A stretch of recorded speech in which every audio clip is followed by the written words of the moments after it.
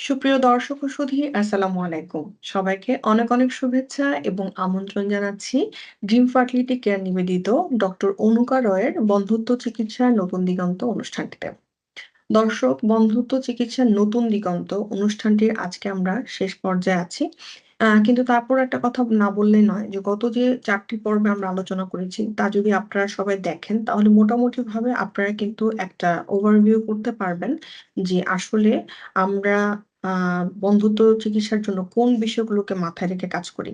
অনেক সময় দেখা যায় যে এমন অনেক বিষয় আছে যেগুলোকে আমরা বন্ধ্যত্ব ভাবছি আসলে কিন্তু সেটা খুব অল্প চিকিৎসাতেই ঠিক হয়ে যাওয়ার কথা ছিল। কিন্তু আমরা হয়তোবা অ্যাডভাইস করছি না, ডক্টরের কাছে যাচ্ছি না। তার চেয়েও বড় একটা খুব গুরুত্বপূর্ণ ফ্যাক্টর এমনও অনেক সময় আপনারা রিলেট করতে পারবেন যারা হয়তোবা ইনফার্টিলিটি ট্রিটমেন্ট নিচ্ছেন। উম আ এবং দেখা যাচ্ছে যে আপনারা ডক্টরের কাছে গেছেন এবং ডক্টর বলে দিয়েছে আসলে আপনার তেমন কোনো সমস্যা নেই। যদি আপনারা প্রাকৃতিকভাবে চেষ্টা করতে থাকেন আশা করি গর্ভধারণ করতে পারবেন। তখন আপনাদের মনে হতে পারে যে তাহলে এতদিন কেন গর্ভধারণ করছি না বা হচ্ছে না। সেক্ষেত্রে আমরা আসলে বলতে পারি যে মেন্টাল স্ট্রেস একটা খুবই গুরুত্বপূর্ণ পয়েন্ট আমাদের জন্য, আমাদের লাইফস্টাইলের জন্য। কারণ যত দিন যাচ্ছে কাজের কিন্তু পরিমাণ বাড়ছে। কিন্তু সেই অনুযায়ী আসলে সময় আমাদের মিলানো মুশকিল হয়ে যায়। যারা কর্মজীবী মা আছেন বা যারা কাজ ছাড়াও বাসায় থাকেন তাদের জন্য আরো বেশি স্ট্রেসফুল। কারণ তারা বাসাতে থেকে সারাদিন কাজের মধ্যে ব্যস্ততায় থাকেন। তো সেই জায়গা থেকে আজকে এই কথাটি খুব গুরুত্বপূর্ণ সাথে আমরা রাখবো যে মেন্টাল স্ট্রেসটা কিভাবে আপনার বন্ধুত্বকে বা আপনার এই যে উর্বরতা বা ফার্টিলিটিটাকে ইমপ্যাক্ট করে এবং সেটা খুবই গুরুত্বপূর্ণ। কারণ দেখা যায় যে আমরা কিন্তু তখন ওষুধ দিয়েও সেটা ঠিক করতে পারি না। যদি আপনারা নিজের থেকে সেটা ঠিক করার চেষ্টা না করেন। তো আজকের বিষয়টিতে আমরা রেখেছি যে মানসিক চাপ বা বয়স বেড়ে যাওয়া আসলে বন্ধুত্বকে কতটুকু ইমপ্যাক্ট করে বা কতটুকু প্রভাবিত করে এবং এই বিষয়টি নিয়ে আমাদের সাথে বরাবরের মতো জয়েন করেছেন অত্যন্ত সুনামধন্য ডক্টর অনুকা রয়, যিনি ড্রিম ফার্টিলিটি কেয়ারে আমাদেরকে সেবা দিয়ে আসছেন।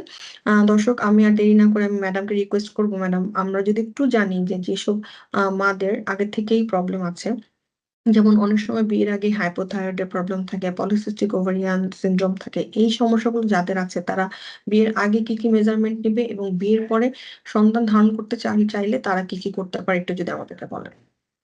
হ্যাঁ, ধন্যবাদ ডাক্তার মলি এরকম একটা সুন্দর আয়োজনের জন্য। হ্যাঁ, এটা কিন্তু যে বিয়ের আগে, হ্যাঁ? যদি কারো হাইপোথাইরয়েড বা হাইপারথাইরয়েড এবং প্রোল্যাক্টিনের সমস্যা থাকে বা ডায়াবেটিসের প্রবলেম থাকে, হ্যাঁ? হরমোন রিলেটেড কোনো প্রবলেম থাকলে কিন্তু তখন অবশ্যই আমরা একটা মেডিকেল কনসালটেশন, হ্যাঁ? এটা নিতে হবে। কারণ থাইরয়েড এবং প্রোল্যাক্টিন এটা কিন্তু মেল ফিমেল বোথ পার্টনারের জন্য খুবই ইম্পোর্টেন্ট। হুম? থাইরয়েডটা হচ্ছে একটা মেটাবলিক হরমোন যেটা আমাদের শরীরের সমস্ত কিছুকে মেটাবলিজম করে এবং একটা ব্যালেন্স তৈরি করে। এখন যদি ফার্টিলিটি রিলেটেড কোনো হরমোনের আম আ যদি হয় এখানে মানে মেটাবলিক ডিস্টারবেন্স হয় তাহলে কিন্তু একটা ইমব্যালেন্স তৈরি হয়ে যাবে। হ্যাঁ? মানে প্রজননের সাথে রিলেটেড যেমন ইস্ট্রোজেন, প্রোজেস্টেরন, প্রোল্যাকটিন তারপর হচ্ছে এলএইচ, এফএসএইচ এগুলোর ক্ষেত্রে একটা ইমব্যালেন্স তৈরি হয়ে যাবে। এজন্য কিন্তু মেনস্ট্রুয়েশনটা রেগুলার হবে না, ওভুলেশনটাও হবে না। যার কারণে বন্ধ্যাত্ব তৈরি হতে পারে। এই সমস্ত ক্ষেত্রে পিসিওএস এবং আম আ থাইরয়েড, প্রোল্যাকটিন এগুলার ক্ষেত্রে কিন্তু প্রি কনসেপশনাল একটা কাউন্সেলিং থাকে। এই কাউন্সেলিং এর সময় আমরা কিন্তু সমস্ত কিছু আইডেন্টিফাই করে ফেলি এবং কারেকশন করি। কারেকশন করার জন্য সবকিছু রেগুলার হয়ে গেলে বা ঠিকঠাক হয়ে গেলে পরবর্তীতে বাচ্চা নেওয়াটা ইজি হয়ে যায়।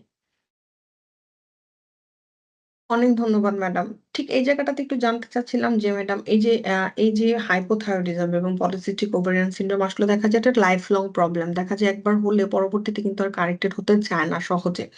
সেই জায়গাতে লাইফস্টাইলটাকে ঠিকমতো যদি আমরা মডিফাই করি তাহলে কি আমরা সুস্থ থাকতে পারি কিনা? বা সুস্থভাবে বাকি জীবন যাপন করতে পারি কিনা? হ্যাঁ, এটা তো প্রপার ডায়েট অবশ্যই। বা প্রপার যদি ফিজিক্যাল এক্সারসাইজ করা হয় সেক্ষেত্রে কি আসলে কতটুকু ভূমিকা পালন করে? এটা তো খুবই ইম্পোর্টেন্ট একটা জিনিস। বিশেষ করে পিসিওএস এর ক্ষেত্রে। এটা তো আমরা আগের পর্বেই বলেছিলাম। যে যদি লাইফস্টাইল মডিফিকেশন, তারপর খাদ্যাভ্যাস পরিবর্তন এবং ডায়েট কন্ট্রোল করা হয়, হু, তখন হু। কিন্তু 80-90% ক্ষেত্রে এটা হরমোনাল ব্যালেন্সটা চলে আসে, বাচ্চা নেওয়াটা ইজি হয়ে যায়। হ্যাঁ? আর থাইরয়েড এবং প্রোল্যাকটিন যেটা, এটা কিন্তু শুধু বাচ্চা ধারণের জন্য না, সুস্থভাবে জীবনযাপনের জন্যও কিন্তু খুবই ইম্পোর্টেন্ট। হ্যাঁ? ডায়াবেটিস, থাইরয়েড এবং প্রোল্যাকটিন। এগুলো একটা হরমোনাল সমস্যা এবং এখানে আমরা এটা আইডেন্টিফাই করতে পারলে এগুলো আমরা কন্ট্রোল করে ফেলি। শুধু বাচ্চা ধরনের জন্য ইম্পোর্টেন্ট না। এটা কিন্তু সুস্থ থাকার জন্য খুবই জরুরি। অনেক ধন্যবাদ ম্যাডাম। আমরা ঠিক এই জায়গাটা একটু জানতে চাচ্ছিলাম যে যখন আমরা আ উম মা বিয়ের পরে সন্তান ধারণ করার জন্য একটা প্ল্যানিং করি, তখন কি আসলে হাসব্যান্ড ওয়াইফ ২ জনকে একসাথে আসতে হবে কিনা? নাকি শুধু ওয়াইফ আসলেই হবে, হাসব্যান্ডকে না আসলেও হবে? এ ধরনের কি কোনো বিষয় আছে কিনা? আচ্ছা, আমাদের এখন যে সামাজিক প্রেক্ষাপট, হ্যাঁ? এখানে আমরা বন্ধ্যাত্ব বলতে শুধু মহিলাদের বুঝি। কিন্তু ব্যাপারটা কিন্তু সেটা না। বন্ধ্যাত্ব কিন্তু উভয় পক্ষ থেকেই আসে। আমরা বন্ধ্যাত্বে যদি পার্সেন্টেজ করি, তাহলে 40% দেখা যাবে যে মেল ফ্যাক্টর, 40% ফিমেল ফ্যাক্টর এবং এখানে হচ্ছে 10% হচ্ছে বোথ ফ্যাক্টর, মেল ফিমেল ২ জনই এবং 10% ক্ষেত্রে আনএক্সপ্লেইনড, যার কোনো মানে কারণ খুঁজে পাওয়া যায় না। সুতরাং এখানে আমরা বন্ধ্যাত্বের জন্য 50% কিন্তু মেলকে দায়ী করব। সুতরাং মেল ফিমেল যখন বা একটা কাপল যখন আমাদের কাছে আসবে, তখন আমরা ফার্স্ট এ যেটা বলব কাউন্সেলিং করব। যে হু, হু। বন্ধ্যাত্বটা আপনাদের ২ জনের কারণেই হতে পারে। সুতরাং আপনাদের ২ জনকে ইভালুয়েট করতে হবে। অনেক ধন্যবাদ ম্যাডাম।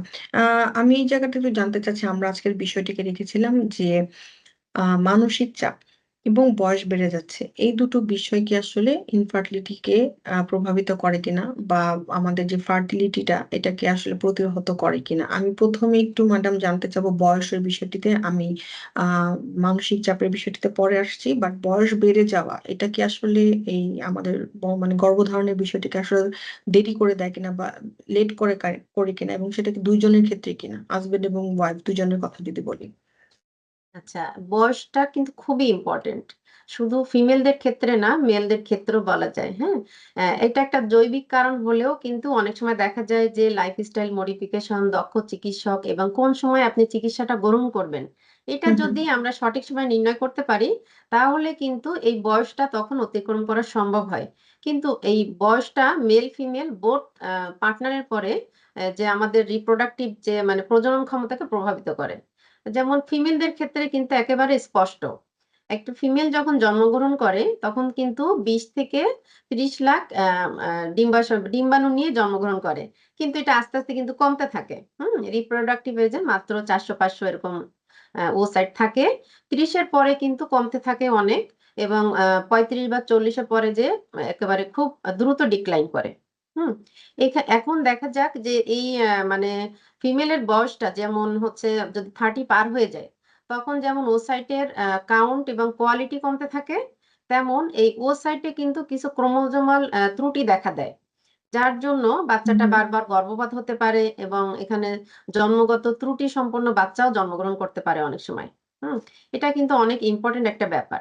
আরেকটা ব্যাপারে আমি আসি, বয়স বাড়ার সাথে, সাথে ফিমেলদের কিন্তু যে ডিম্বাশয় বা ডিম্বনালী এবং জরায়ু, এখানে কিন্তু বিভিন্ন রকম রোগ তৈরি হতে পারে।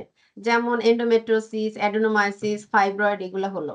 আর হু, হু। এদিকে ডিম্বাশয়ে বিভিন্ন ধরনের সিস্ট, চকোলেট সিস্ট বা টিউমার এগুলো হতে পারে। আবার ডিম্বনালী যেটা আছে, ডিম্বনালীর যে কর্মক্ষমতা বা কার্যকারিতা এটাও কিন্তু কমে যায়। হুম? এটা কিন্তু এখানে খুবই ম্যাডাম একটা ইম্পোর্টেন্ট। গুরুত্বপূর্ণ জি, আরেকটা এখানে ব্যাপার এখানে একটা গুরুত্বপূর্ণ ফ্যাক্টর ম্যাডাম জিজ্ঞেস করতে চাই যে, এই যে ডিম্বাশয়ের ডিম ধারণ ক্ষমতাটা কমে যাচ্ছে, এটা আসলে বয়সের সাথে, সাথে কমে যাওয়ার মানে কারণগুলো কি? এটা কি ফিজিওলজিক্যাল প্রসেস এর কারণে কিনা? কারণ অনেক এটা একটা মহিলাদের প্রশ্ন থাকে জি, ফিজিওলজিক্যাল, হ্যাঁ, একটা জি। সম্পূর্ণ একটা ফিজিওলজিক্যাল প্রসেস। হুম? আরো কিছু, কিছু অ্যাডভান্স ইয়ে আছে, জেনেটিক কারণ থাকতে পারে, কারো হু, হু। রেডিয়েশন নিতে পারে, ইনফেকশন এর কারণে হতে পারে, হ্যাঁ? এগুলোর কারণেও কিন্তু আস্তে, আস্তে কমতে থাকে। কমতে আবার থাকে। কারো ক্রোমোজোমাল গত সমস্যা থাকে, যেরকম টার্নার সিনড্রোম যদি এগুলা থাকে, হ্যাঁ? মিক্সড টার্নার সিনড্রোম, মোজাইক, হু, হু। তখন কিন্তু কয়েকটা সাইকেল বা কয়েক বছর মাসিক হওয়ার পরে এমনি বন্ধ হয়ে যায়। হু, হু, হু। আরেকটা ব্যাপার যেটা বলব, আমরা পুরুষের ক্ষেত্রে কিন্তু বয়সটাকে সবসময় ইগনোর করে যাই। হ্যাঁ? আমরা বলি যে পুরুষের কিসের আবার বয়স? কিন্তু এটা কিন্তু ঠিক না। 35 বা 40 র পরে গেলেই কিন্তু পুরুষের ক্ষেত্রে স্পার্ম এবং স্পার্মের যে কাউন্টটা কমে যায়, কোয়ালিটিটাও কিন্তু অনেক কমে যায়। এবং এখানে যে স্পার্মের যে ডিএনএ থাকে এটাও কিন্তু অনেক সময় যে মিউটেশন হয়। যার জন্য জন্মগত যে ত্রুটি হয় বাচ্চার হু, এবং হু। গর্ভপাতেরও কারণ হইতে পারে এটা একটা। এখানে ম্যাডাম একটা কথা খুবই গুরুত্বপূর্ণ তাহলে যে আমরা আসলে এখনকার প্রেক্ষাপট থেকে মহিলাদের ক্ষেত্রে বা পুরুষদের ক্ষেত্রে ২ জায়গা থেকেই যদি বলা যায়, বিশেষ করে মহিলারা যে আ তারা আসলে পড়াশোনা শেষ করে একটা নির্দিষ্ট জায়গায় যেয়ে নিজেদের পায়ে যখন দাঁড়ানোর চেষ্টা করেন বা ইনকাম করার একটা অর্থনৈতিক স্বাবলম্বিতা তৈরি হয় যখন তখন গিয়ে তারা বিয়ে করতে চান। সেক্ষেত্রে আসলে যদি আমরা একটু মাঝামাঝি পর্যায়ে আসি, আপনার মাধ্যম থেকে কথাটা জানতে চাচ্ছিলাম। জি, আ হয়তোবা আমরা প্ল্যান করছি আমাদের ক্যারিয়ারটাকে আগানোর জন্য বা একটা অর্থনৈতিক স্বাবলম্বিতা আনার জন্য। বাট তারপরেও যদি আমরা ফ্যামিলি লাইফটার কথাও একটু চিন্তা করি, দুটার মাঝখানে একটা ব্যালেন্সে আসি যে আমরা হয়তোবা আ একটা ক্যারিয়ার শুরু করার শুরুতে একটা আম বাচ্চা নিই, দেন আমরা ওই স্ট্রাগলটা আসলে মা হিসেবে সবাইকে নিতে হবে। এই ধরনের মানসিক প্ল্যানিং যদি আমাদের থাকে, তাহলে মনে হয় আমার কাছে এই প্রবলেমটা থেকে আমরা দূরে আসতে পারি। কারণ দূরে আসলে আসতে পারবো। অনেকেই হয়তোবা চাকরি করে বাচ্চা নেওয়ার স্ট্রাগলটা নিতে চান না। যদি আসলে তারা যথাসময়ে মা হতে চান বা মা ডাকটা শুনতে চান, তাহলে হয়তোবা এই স্ট্রাগলটার মধ্যে দিয়ে তাদেরকে যেতে হবেই। সঠিক সময়টা আমি নির্ণয় করাটা খুবই ইম্পোর্টেন্ট। জি, জি, মানে জি। কোন বয়সে আমি এখান বাচ্চাটা নিবো। হ্যাঁ, হ্যাঁ, সেটাই। এখন ম্যাডাম অনেক সময় দেখা যায় যে এই যে ওভারিয়ান রিজার্ভটা কমে যাচ্ছে, সেই সময়টাতে কি আপনারা কোন ধরনের কোন মেডিকেশন দিয়ে থাকেন কিনা? বা তাদেরকে তখন আসলে পরবর্তীতে বাঁচানোর জন্য কি ধরনের গাইডেন্স দিয়ে থাকেন? যদি এরকম প্রবলেম নিয়ে যারা আসেন, তখন কি করা হয়? আচ্ছা, ওভারিয়ান রিজার্ভটা যদি কমে যায়, ফার্স্ট এ আমরা অ্যান্ট্রাল ফলিকুলার কাউন্ট বা এএমএইচ টা করে আমরা বুঝে ফেলি, হ্যাঁ? তখন বয়সটা যদি অ্যাডভান্স হয়ে যায়, হু, তখন হু, আমরা হু। কিন্তু একটা অ্যাডভান্স টেকনিক এর দিকে চলে যাই। যে হু, এই হু। পেশেন্টকে নিয়ে যে আমরা নরমাল ভাবে ট্রায়াল দিব বা ওভুলেশন ইন্ডাকশন দিব, এটা কিন্তু পরে মানে আরো বেশি টাইম পাস হয়ে যায় এবং আরো ডিমের সংখ্যা কমতে থাকে।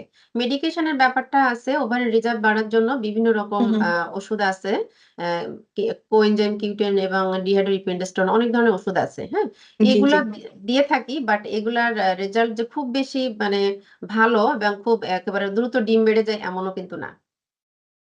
সেখানে আসলে তাহলে বয়সটাকে আমরা মনে হয় যে একটা নির্দিষ্ট জায়গায় না নিয়ে তার আগেই যদি মেজারমেন্টটা নিই, আগে যদি তাহলে হয়তোবা মেজারমেন্টটা দেই আমরা তাহলে মানে হ্যাঁ, হ্যাঁ, হ্যাঁ। আমাদের কষ্টগুলো থেকে আসলে দূরে আসতে পারি। যে আমরা হয়তোবা পরে আফসোস করলাম। সেই রিগ্রেট এর জায়গাটা বা আফসোসের আর এই জায়গাটা বা জিনিসটা আমরা কিন্তু অনেকে বুঝি না। আমরা ভাবি যে কেরিয়ার ঠিক করে বা পড়ালেখা শেষ করে তারপরে আমরা হচ্ছে বিয়ে করব, বাচ্চা নিব। কিন্তু মেয়েদের ক্ষেত্রে বা ছেলেদের ক্ষেত্রে যেটাই বলা হোক না কেন, যারা এই যে বন্ধ্যাত্ব কাপল হু, আসে, হু, হু, তাদেরকে হু। হিস্ট্রি নিলে বা এনালাইসিস করলে দেখা যায়, বোঝা যায় যে নির্দিষ্ট টাইমে বা সঠিক টাইমে কিন্তু তারা সিদ্ধান্তটা নিতে পারে নাই যে কখন আমরা হুম, বিয়ে করব, কখন বাচ্চা নিব, হ্যাঁ?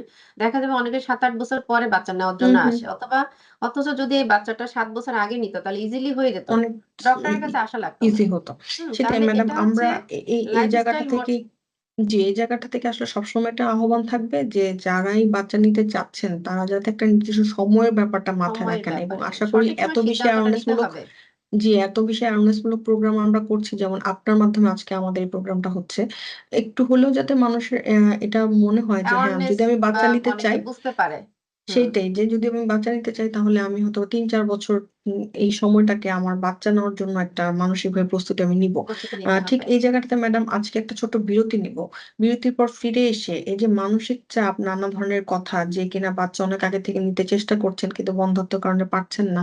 ফ্যামিলি, ইন-লজ এর ফ্যামিলি, রিলেটিভ এবং কলিগ সবার কাছ থেকে নানা ধরনের কথা তারা শুনে থাকেন। কিন্তু সেটাকে আসলে কিভাবে আমরা ওভারকাম করতে পারি এবং সেটা ওভারকাম করে কিভাবে আমরা সন্তান জন্মদান করতে পারি এবং এই মানসিক চাপ যে বন্ধ্যাত্বের একটা বড় কারণ, সেটা নিয়ে আমরা একটু জানবো। তার আগে একটা ছোট্ট বিরতি নিচ্ছি। সুপ্রিয় দর্শক, বিরতি শেষে আবারও ফিরে এলাম ড্রিম ফার্টিলিটি কেয়ার নিবেদিত ডক্টর অনুকা রয়ের বন্ধ্যাত্ব চিকিৎসার নতুন দিগন্ত অনুষ্ঠানটিতে। দর্শক, আজকে আমরা কথা বলছিলাম মানসিক চাপ বা বয়স বেড়ে যাওয়া বন্ধ্যাত্ব চিকিৎসার জন্য কতটুকু আসলে ইমপ্যাক্টেড হয়। এবং ম্যাডাম কিন্তু খুব সুন্দর করে বলেছিলেন যে ফিজিওলজিক্যাল প্রসেস এর সাথে আমাদের কিন্তু চোখের দৃষ্টিশক্তি যেভাবে কমতে থাকে, হাড়ের শক্তি যেভাবে কমতে থাকে, ঠিক সেভাবে কিন্তু ওভারিতে যে ডিমটা হয় সেটারও কিন্তু রিজার্ভটা আস্তে, আস্তে কমে যায়। কারণ বয়সের সাথে, সাথে মানুষ কিন্তু আস্তে, আস্তে মানে তাদের জীবনের শেষ পর্যায়ের দিকে চলে যেতে থাকে। এটা একটা ফিজিওলজিক্যাল প্রসেস, আমরা চাইলেও কিন্তু আটকাতে পারি না। হ্যাঁ, আমরা হয়তোবা ভালো থাকতে পারি লাইফস্টাইল মডিফিকেশন দিয়ে, কিন্তু ফিজিওলজিক্যাল প্রসেসটাকে কিন্তু আমরা আসলে আটকাতে পারি না। তো সেই জায়গা থেকে একটা নির্দিষ্ট সময় যদি আমরা প্ল্যানিংটা করি বাচ্চা নেওয়ার জন্য, আমরা হয়তোবা অনেকেই দেরি হয়ে যাওয়ার কারণে যে ব্যাপারগুলো ঘটে বন্ধুত্বে, সেটা থেকে নিজেদেরকে প্রতিহত করতে পারবো। ম্যাডামকে একটু জানতে চাচ্ছি যে মানসিক চাপ বা মেন্টাল স্ট্রেস, সেটা ওয়ার্ক থেকে হোক বা প্রফেশনাল লাইফ এর চাপ থেকে হোক, নানা ধরনের পারিপার্শ্বিক দুশ্চিন্তা থেকে হোক কিংবা বাচ্চা হচ্ছে না, এটার যে একটা মানসিক চাপ সেটা থেকেই হোক, সেটা কি আসলে আমাদের ইনফার্টিলিটির প্রবলেম গুলোকে আরো বাড়ায় কিনা? এটা একটা খুবই ইম্পোর্টেন্ট একটা কোয়েশ্চেন। কারণ বন্ধ্যাত্ব যে কাপল গুলা আসে, একেবারে 95% ই দেখা যায় যে খুব স্ট্রেসফুল বা খুব চাপের মধ্যে আছে তারা। সেটা হোক ফ্যামিলিয়াল, সেটা হোক হাসব্যান্ড থেকে, সেটা হোক পরিবার, সেটা হোক সমাজ, সেটা হোক কর্মক্ষেত্র। সব জায়গায় কিন্তু তাদের দেখা যায় একটা স্ট্রেসফুল কন্ডিশন এ থাকে। যে, "তোমার তো বাচ্চা হচ্ছে না। আমার তো ২ টা বাচ্চা আছে। তোমার তো বাচ্চাই হচ্ছে না। এতদিন বিয়ে হইছে।" অ্যা এমনও শাশুড়ি আছে বা শ্বশুর বা অন্যান্য যে পারিপার্শ্বিক আত্মস্বজন হুম, হুম। সবাই কিন্তু সবসময় ব্লেম করে যাচ্ছে। যে বাচ্চা হচ্ছে না, বাচ্চা হচ্ছে না। এটা কিন্তু তার একটা বিশাল একটা মেন্টাল স্ট্রেস, হ্যাঁ?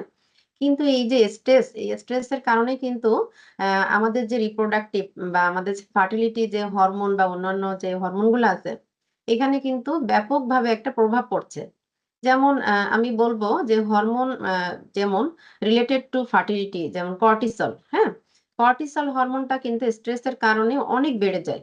এই স্ট্রেসের কারণে কর্টিসলটা যদি বেড়ে যায়, তাহলে হুম, হুম। ইস্ট্রোজেন, প্রোজেস্টেরন, এলএইচ, এফএসএইচ এই হরমোনগুলোর ভিতরে একটা ইমব্যালেন্স তৈরি হয়ে কার্যকরতা যায়। কমতে থাকে। হুম। হ্যাঁ, এই ইমব্যালেন্স তৈরি হয়ে গেলে কি হয়? এই হরমোন গুলোই কিন্তু আমাদের ডিম্বাশয় ডিমকে বড় করে, ওভুলেশন করে, হ্যাঁ? এগুলা করে। তাহলে এগুলাটা কিন্তু টোটালি হচ্ছে না।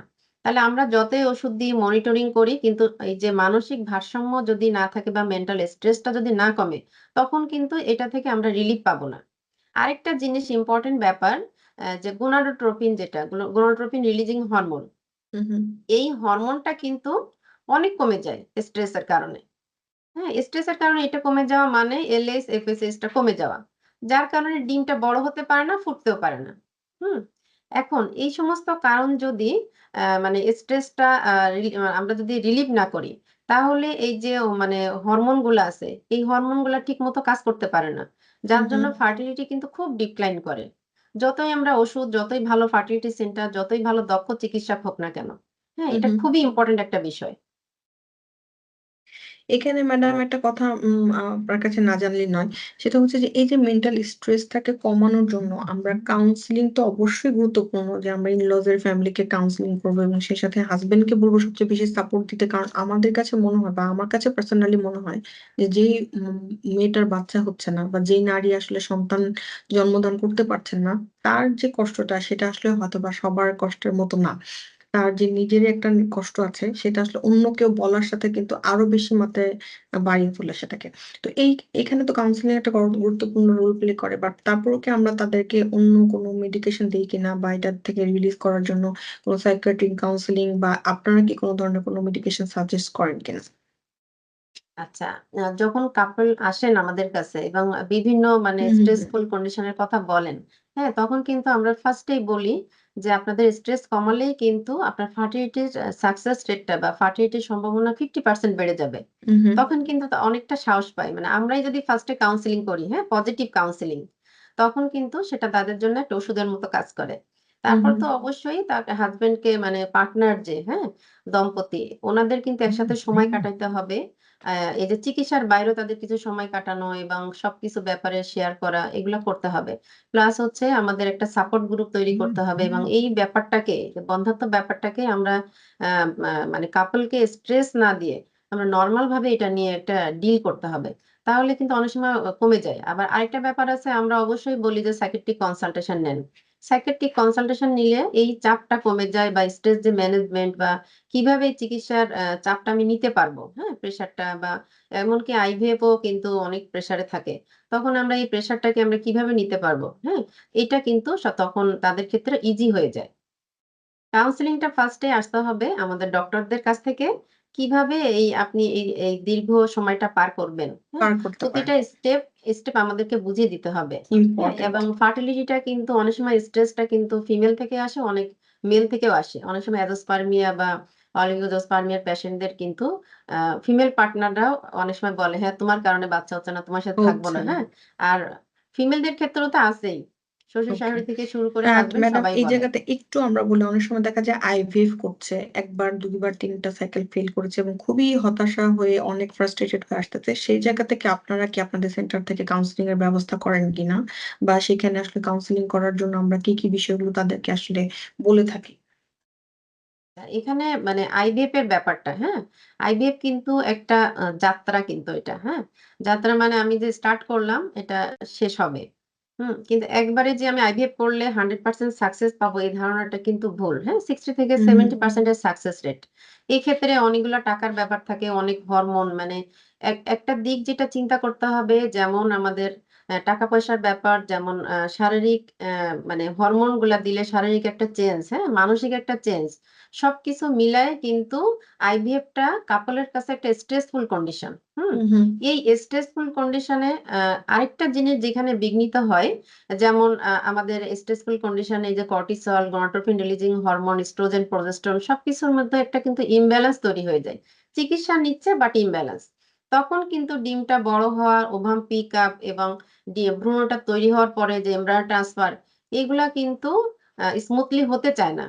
সুতরাং আইভিএফ প্রসেস এর সময় বা এই জটিল প্রক্রিয়ার সময় আমাদের কিন্তু অবশ্যই আমাদের ডক্টরদের থেকে কাউন্সেলিং হুম, হুম। প্লাস হচ্ছে সাইকিয়াট্রিক কাউন্সেলিং এবং পার্টনারের সাথে ভালো সম্পর্ক রাখা এবং সামাজিক একটা সাপোর্ট তৈরি করা। করলে তাদের স্ট্রেস ফ্রি থাকলে যদি স্ট্রেসটা ফ্রি থাকে আমাদের 50% সাকসেস রেট কিন্তু এখানেই বেড়ে যাবে। তখন হচ্ছে এই যে হরমোনাল ইমব্যালেন্স গুলা থাকে না। না থাকলে সবকিছু আমরা ওভাম পিকআপ থেকে শুরু করে এমব্রায়ো ট্রান্সফার এবং সবকিছু ভ্রূণ প্রতিস্থাপন যেটা সবকিছু স্মুথলি হয়ে যায়। হুম? এক্ষেত্রে কিন্তু এটা আমাদের অবশ্যই খেয়াল রাখতে হবে স্ট্রেস ম্যানেজমেন্ট এর ক্ষেত্রে। আবার এক্ষেত্রে কিন্তু আমরা অনেক সময় বলে থাকি যে রেগুলার ব্যায়াম, তারপর হচ্ছে আপনার ১০ থেকে ১৫ মিনিট করে মেডিটেশন করা, যোগ হুম, ব্যায়াম, হুম। হ্যাঁ? হুম, হুম। সাইকিয়াট্রিক কাউন্সেলিং এগুলা আমরা বলে থাকি। এগুলা করলে কিন্তু অনেকটা ইমপ্রুভ হয়ে যায় এবং পার্টনারের সাথে একটা ভালো সুন্দর সম্পর্ক রাখা। বাচ্চা হোক আর না হোক মানে কাপল যাতে একসাথে থাকে এবং পথ চলাটা যাতে একসাথে হয়। এখানে ম্যাডাম আসলে সবচেয়ে গুরুত্বপূর্ণ রোলটা আমি যদি মনে করি, আমরা যে বিষয়টি নিয়ে আজকে কথা বলছিলাম যে মানসিক চাপ এবং বয়স বেড়ে যাওয়া। বয়স বেড়ে যাওয়ার বিষয়টাতে আসলে হাসব্যান্ড এবং ওয়াইফ দুজনই ইনভলভড। কিন্তু মানসিক চাপের কথা যদি বলি, মেয়েদের মানসিক চাপটা আসলে একটু বেশি থাকে। কারণ সন্তান যেহেতু তার গর্ভে ধারণ করবে সে, সবাই তাকেই আসলে আঙ্গুল তুলে এবং দেখা যাচ্ছে যে এখানে হাসব্যান্ডের রোলটা কিন্তু খুবই গুরুত্বপূর্ণ। কারণ হাসব্যান্ডের সাপোর্টটা আসলে ওয়াইফকে কিন্তু অনেক বেশি মাত্রায় সবার থেকে প্রোটেক্ট করে। তো আজকে ম্যাডাম আমরা যেহেতু একদমই শেষ পর্যায়ে আছি এবং আমাদের আজকের যে এই সিরিজ অফ প্রোগ্রাম ছিল, ৫ টা পর্ব আমরা করেছি এবং যারা আশা করি দর্শক দেখবেন, প্রত্যেকটা পর্বে কিন্তু খুব সুন্দর ইনফরমেশন দেওয়া আছে এবং সবচেয়ে গুরুত্বপূর্ণ ইনফরমেশনটা হচ্ছে হতাশার বাণী নয়। কারণ প্রত্যেকটা প্রবলেমের এখন কিন্তু মেটিকুলাস ট্রিটমেন্ট আছে, অ্যাডভান্স ট্রিটমেন্ট আছে। হয়তোবা আগে আমরা দেশের বাইরে ইন্ডিয়া যেতাম বা আমরা দেশের বাইরে অন্য কোনো দেশে যাওয়ার চেষ্টা করতাম। এবং প্রত্যেকটা ট্রেনিং কিন্তু আমাদের ডক্টররা নিয়ে এসে তারা নিজস্ব সেন্টারে সুন্দরভাবে তাদের সেটআপ এর মধ্যে দিয়ে ট্রিটমেন্ট গুলো দিয়ে যাচ্ছেন। কন্টিনিউয়াসলি আপনাদেরকে সাপোর্ট করার চেষ্টা করছেন। এবং এই যে বাহিরে যাওয়ার যে টিকেট কস্টিং, হোটেল কস্টিং সমস্ত কিছুকে আ পার করে আপনারা কিন্তু এই খুব মোটামুটি একটা রেঞ্জের মূল্যে কিন্তু আপনারা চিকিৎসাটা নিতে পারছেন। এবং আপনাদের হয়তোবা এতটুকু বুঝতে হবে যে আসলে আইভিএফ কিন্তু একটা খুবই এক্সপেনসিভ ট্রিটমেন্ট। তো তারপরেও চেষ্টা করা হয় সবার জন্য যাতে একই মাত্রায় এই ট্রিটমেন্টটা নেওয়া পসিবল হয়। যে যার জায়গা থেকে চেষ্টা করছেন। তো আমরা যেহেতু শেষ পর্যায়ে আছি আজকের এই প্রোগ্রামটির, আমি ম্যাডামকে রিকোয়েস্ট করব শেষ যদি কোনো পরামর্শ থাকে আমাদের জন্য। আচ্ছা, আমি বলব যে মেয়েদের ক্ষেত্রে এবং ছেলেদের ক্ষেত্রে, বিশেষ করে মেয়েদের ক্ষেত্রে যেটা বলব আমি, এখন এই স্ট্রেসফুল লাইফ এ এবং একেবারে খুব বেশি আমরা প্রফেশন এর দিকে ইনভলভ হয়ে যাচ্ছি, হ্যাঁ? সবকিছু মাথায় রেখেই আমাদের কিন্তু ৩০ এর ভিতরে এট লিস্ট একটা বাচ্চা নিতে হবে। পারলে আমরা ২ টা নিয়ে হুম, ফেলবো হুম, এবং কারণ হচ্ছে ৩০ এর পরে কিন্তু আস্তে আমাদের ডিমের সংখ্যা কমতে থাকে। হুম? হুম, ছেলেদের কিন্তু এর ভিতরে ইনভলভ করতে হবে, হ্যাঁ? আমরা 35 টাকে কিন্তু ধরবো এজটাকে। এরপরে কিন্তু ছেলেদেরও স্পার্মের কাউন্ট ওভাবে কাউন্ট কমতে থাকে, হ্যাঁ?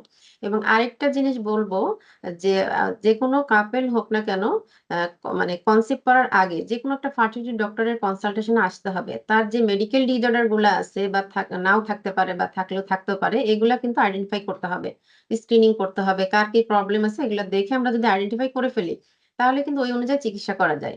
আরেকটা ব্যাপার যেটা মানে আমাদের সামাজিক প্রেক্ষাপটে যে মেয়েদেরকে আমরা বেশি আঙুল তুলি যে তোমার জন্য বাচ্চাটা হচ্ছে না। হুম? হুম, এই যে স্ট্রেসফুল একটা কন্ডিশন, এই স্ট্রেস কিন্তু আমাদের যে ফার্টিলিটি নরমাল ফার্টিলিটি হোক, ওভুলেশন, আইইউআই এবং আইভিএফ এর মতো যে অ্যাডভান্স টেকনিকেরও সাকসেস রেটটাকে 50% কমিয়ে দিচ্ছে।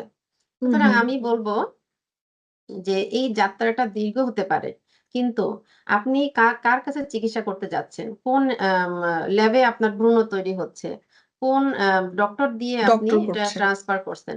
এটা আপনাকে ফার্স্ট এ চয়েস করতে হবে এবং এটা আপনার অবশ্যই আপনার পার্টনারের সাথে কনসালটেশন করতে হবে এবং একজন ভালো দক্ষ চিকিৎসক, উন্নত একজন একটা ফার্টিলিটি সেন্টার এবং একই সাথে শারীরিক এবং মানসিক স্বাস্থ্যের উন্নতি করে সর্বশেষে ভালোবাসা যদি এর সাথে এড থাকে, তাহলে কিন্তু আমাদেরকে অবশ্যই সফল হওয়া সম্ভব। আর আইভিএফ এর ক্ষেত্রে যেটা আমি বিশেষ করে বলব, ১ম বার ফেইলড হলেই যে আপনার সবকিছু শেষ হয়ে গেল এরকম কিন্তু না। হুম? এটা আমরা নেক্সট টাইম আমাদের অবশ্যই সফলতা আসবে। এটা চিন্তা করেই আমি বলব যে আইভিএফ কিন্তু খুব বেশি জটিল কোনো প্রসেস না। আপনি কিন্তু এটা সবকিছু মেইনটেইন করে করতে পারবেন। করতে পারেন। ধন্যবাদ সবাইকে। ম্যাডামকে অনেক, অনেক ধন্যবাদ আমাদের সাথে আজকে জয়েন করার জন্য।